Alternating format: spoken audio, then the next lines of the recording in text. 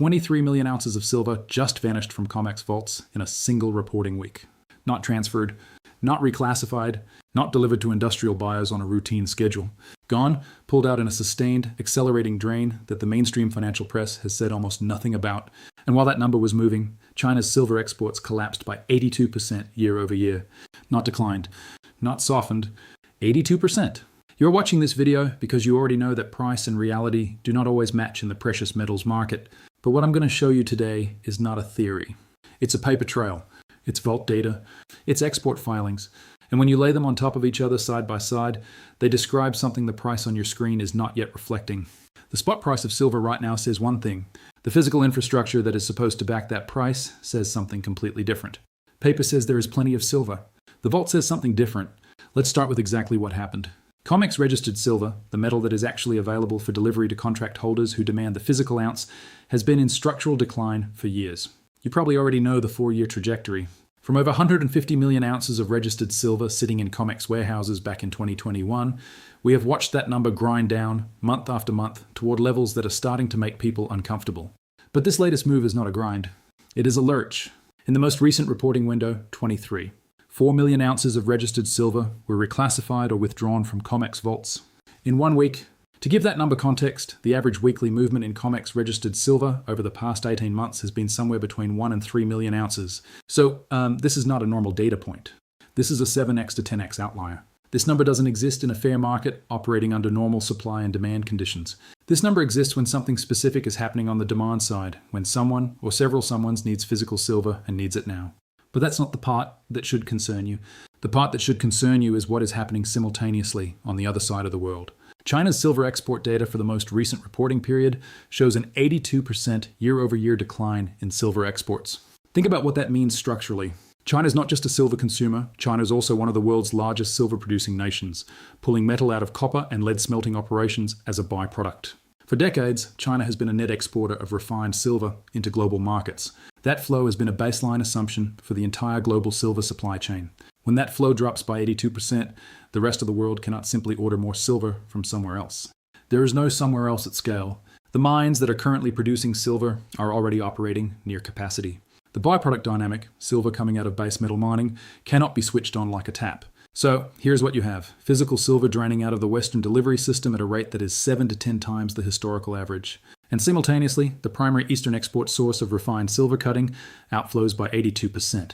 These two data points have to be analysed together because individually they are concerning. Together they describe a supply structure that is quietly fracturing while the spot price sits there, calm, as if none of this is happening. If you've been following this channel for more than a month, you know that calm prices in a tightening physical market are not a sign that everything is fine.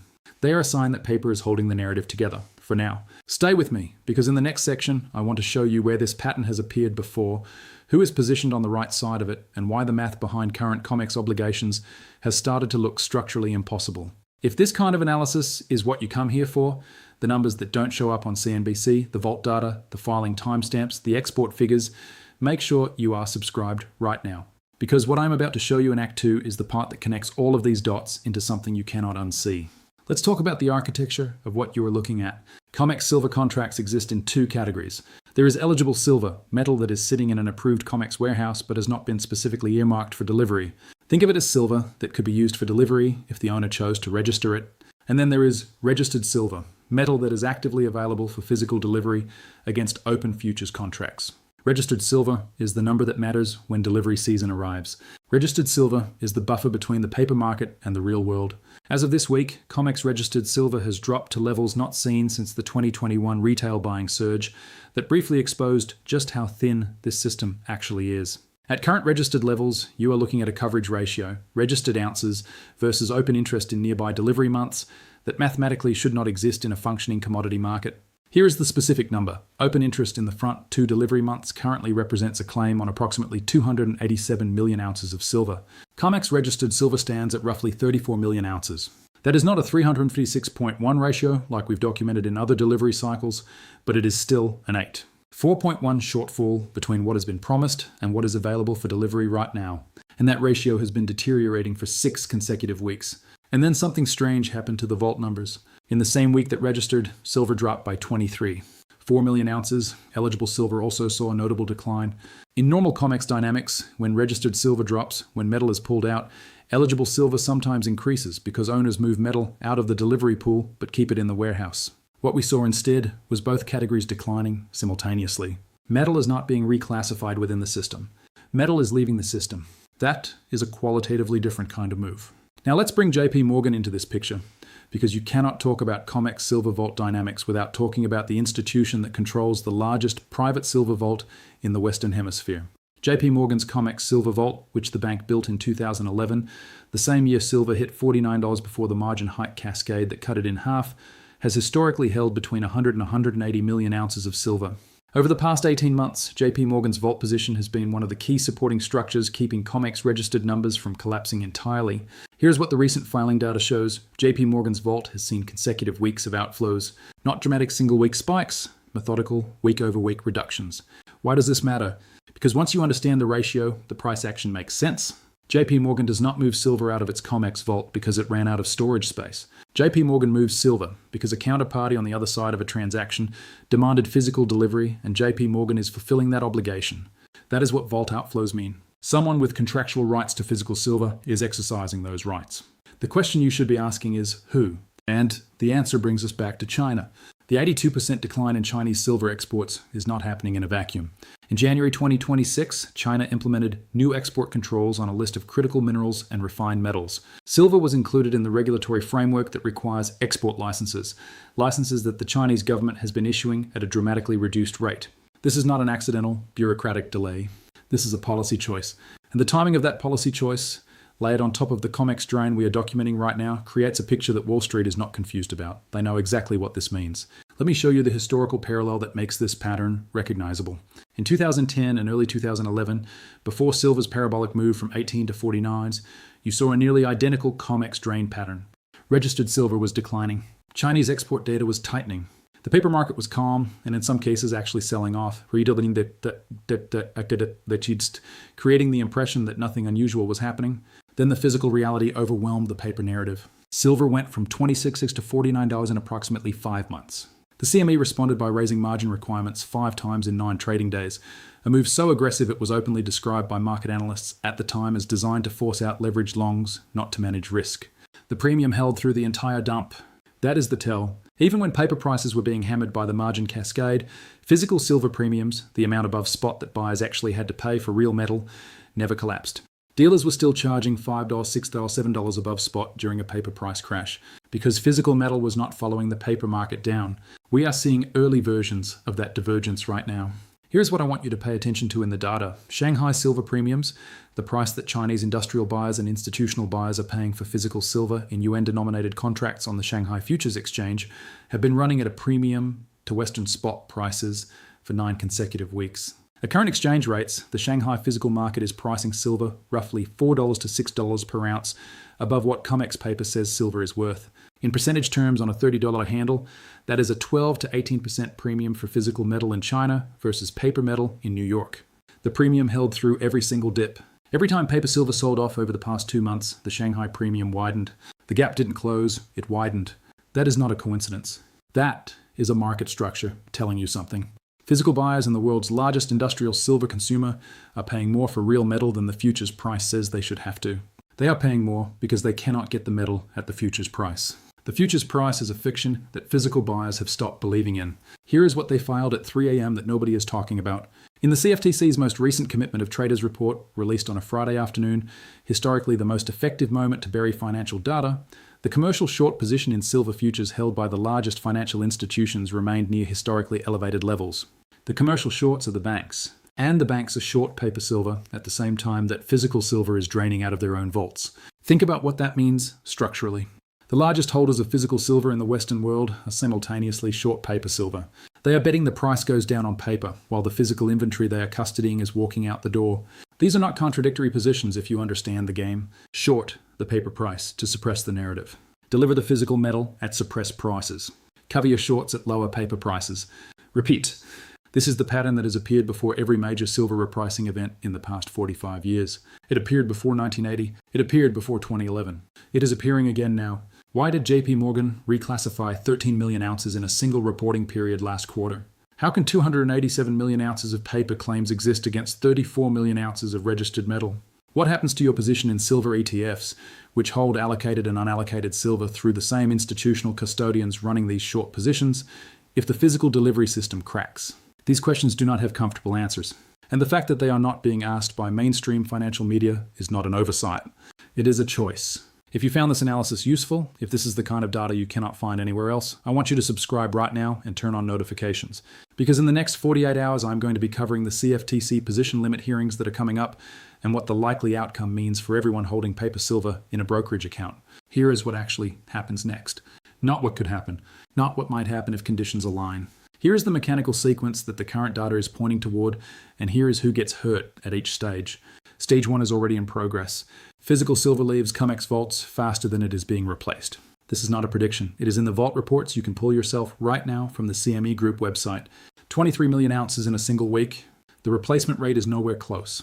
Mines are not producing silver fast enough to refill what is leaving. Chinese exports are not filling the gap. They dropped 82%. The COMEX registered number continues to decline. Stage 2 begins when a meaningful percentage of futures contract holders in the next active delivery month decide to stand for delivery. Not all of them. Not even most of them. The math only requires somewhere between 12 and 15% of current front month open interest to demand physical delivery in order to create a situation where COMEX registered silver is insufficient to meet those demands. Wall Street is not confused about this math. They know exactly what this means. What happens when a commodity exchange cannot deliver on its contracts? Historically, the exchange has two options. It can declare a force majeure, essentially announcing that the rules of the contract are suspended due to circumstances beyond the exchange's control, and force settlement in cash at the last traded price. Or it can source emergency metal from somewhere at whatever price is necessary to acquire it and deliver. Both of those outcomes are catastrophic for paper silver shorts and transformative for anyone holding physical metal outside the banking system. Cash settlement at the last paper price means you get dollars, not silver, and the paper price at that moment may have nothing to do with what physical silver is actually worth in the open market. Premiums on physical metal during a COMEX cash settlement event would not be $4 to $6 over spot. Based on historical analogs, based on what happened to physical premiums during the 2021 retail buying surge, based on what happened in 1980 during the Hunt Brothers delivery crisis, premiums could reach $15, $20, $30 per ounce or more above whatever the official paper price is showing. The paper price becomes irrelevant. The physical premium becomes the real price. And here is who gets hurt. First, anyone holding a silver ETF under the assumption that they own silver. The fine print in virtually every major silver ETF, including SLV, which is custodied through JPMorgan, allows the fund to hold unallocated silver.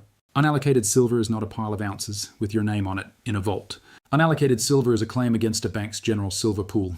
In a delivery crisis, that claim is subordinate to allocated delivery obligations. You are in line behind the futures contract holders, and if the futures contract holders are already overwhelming the system, unallocated ETF holders are not getting metal. They are getting cash. At the paper price.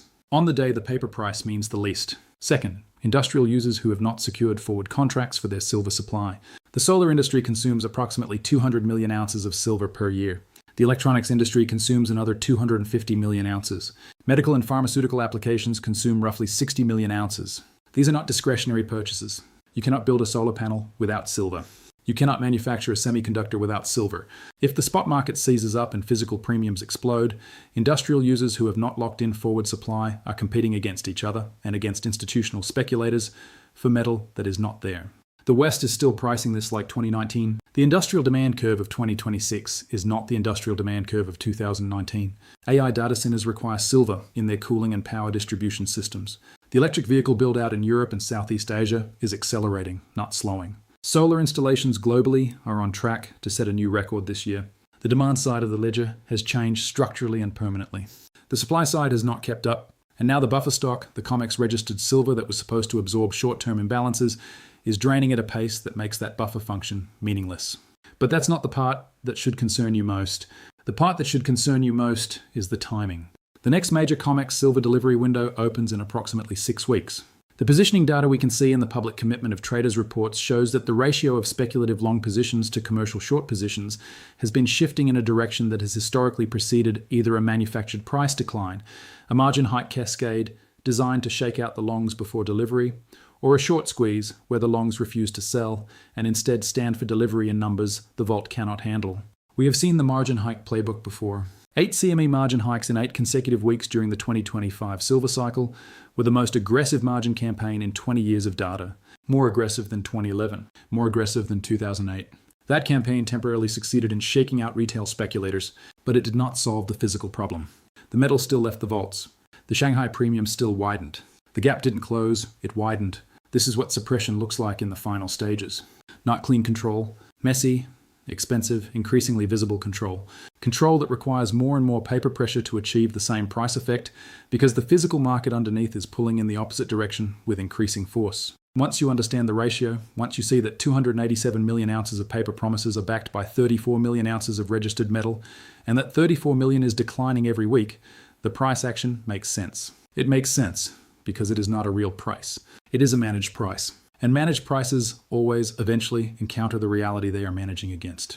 Here is what I want you to take away from this video. Physical silver held in your own possession, not in an ETF, not in a paper certificate, not in an allocated account with a bank that is simultaneously running a commercial short position, is the only form of silver ownership that cannot be cash settled away from you in a delivery crisis. That is not an ideological statement. That is a contractual statement based on the actual fine print of the instruments that most retail investors use to get silver exposure. The number of ounces you control directly is the number of ounces you actually own. Everything else is a claim. And in the scenario the current data is pointing toward, claims are going to compete with claims until the metal runs out, and then claims are going to get settled in dollars by institutions that wrote the rules of settlement. Subscribe right now if you are not already subscribed. In the next video, I'm going to show you the specific CFTC filing language that allows COMEX to change the delivery rules mid-crisis. Language that has been in the exchange rulebook since 1985, updated in 2019, and that almost no retail investor has ever read.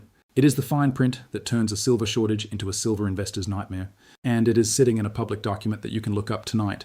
But here's the question I'm going to leave you with today, because this needs to sit with you. The Chinese government made a policy decision to reduce silver exports by 82%. That decision has a rationale. Governments do not restrict the export of a commodity without a reason. They restrict exports when they need that commodity for domestic use. China's solar manufacturing complex is the largest in the world. China's electronics and semiconductor supply chain consumes silver at a scale that dwarfs any other national industrial base. If China is keeping its silver at home, it is because China needs its silver at home.